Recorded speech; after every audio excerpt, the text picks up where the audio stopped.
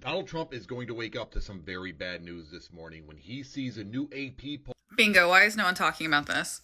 Why is a 34-time convicted felon being allowed to run for president? In most states, he could not even vote for himself. And here's the thing, I've got no issue with convicted felon voting if it's something like, hey, I did my time, I learned my lesson, and I got out.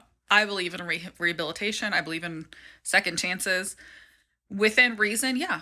If it was something like, hey, I was an addict or I was in a gang, yeah, and I got out and I made mistakes as a kid. I got out, I did the right thing, and now I'm doing, I'm a productive member of society. Sure. I think those rights should be restored.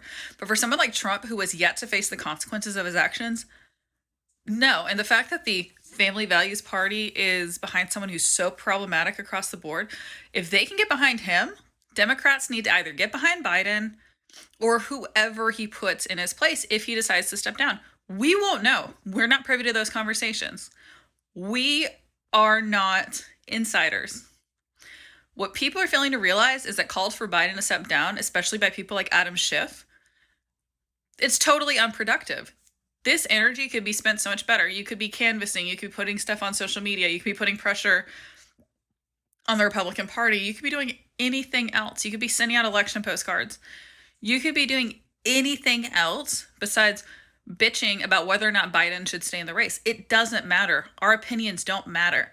Sure, I would like to see a younger candidate. I think we all would. But you know what? That's just not the reality of the situation.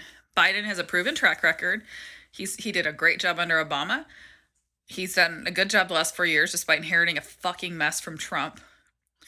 And people like a lot of these politicians and celebrities who are saying that Biden should drop out, they have nothing to lose. They could easily leave the country.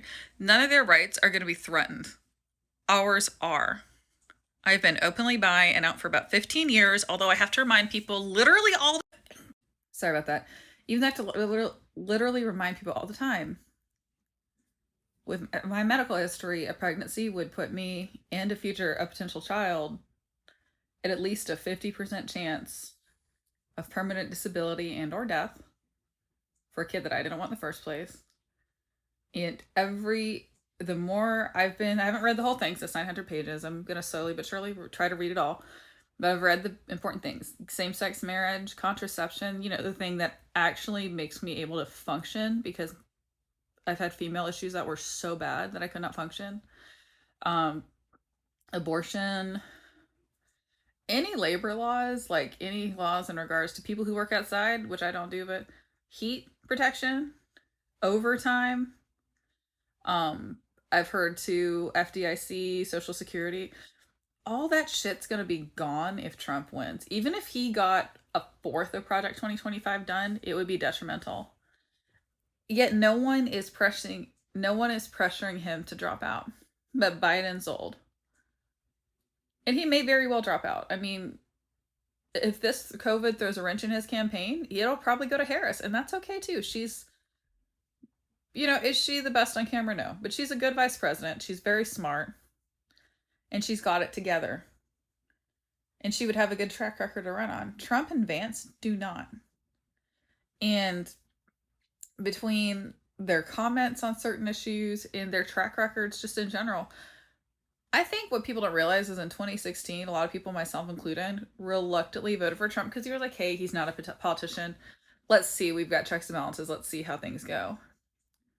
I know it's embarrassing to admit that. And I should have known better. And I think deep down I did. But I think I gaslit myself and I allowed myself to be gaslit. But I've talked about that. It's another story for another day. I'd gladly answer questions. But what I think people don't understand is in 2016, we didn't realize just how bad things were, and a lot of people, myself included.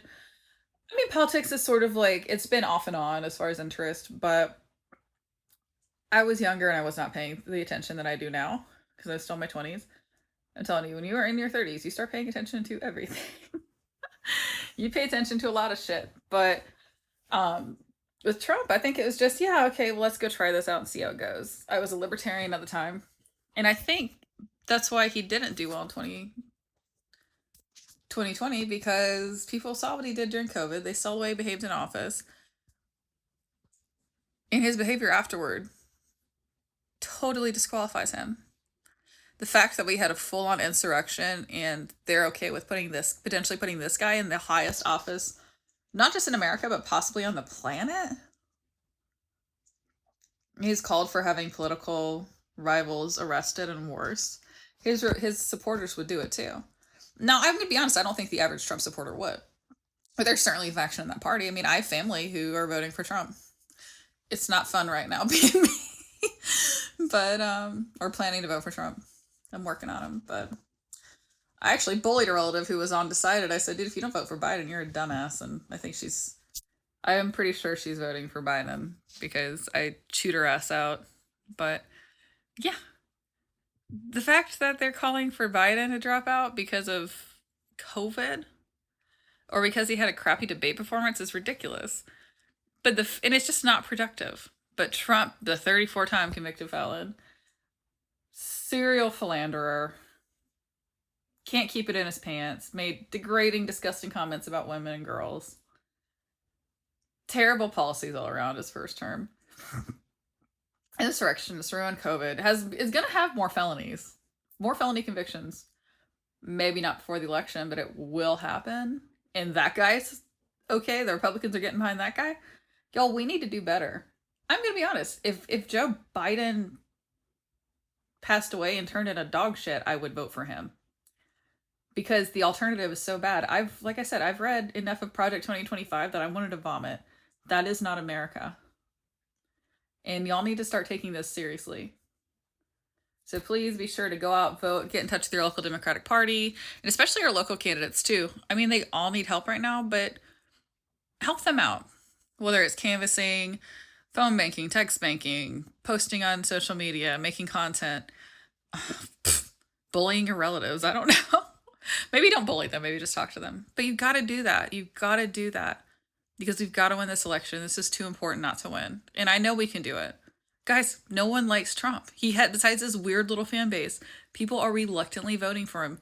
And the Republicans are behind him with full force. But that doesn't matter because we can win. I know that our country is not as stupid as a lot of people think.